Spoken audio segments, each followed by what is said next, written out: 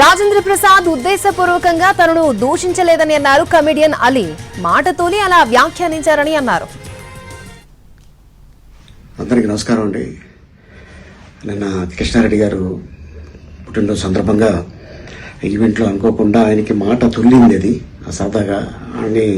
But ఏంటంటే దీన్ని తీసుకొని మీడియా మిత్రులు దీన్ని కొద్దిగా వైరల్ చేస్తున్నారు. ప్లీజ్, ఆయన మంచి ఆర్టిస్టు, ఆయన పుట్టుక దుఃఖంలో ఉన్నాడు, మనందరికీ తెలుసు.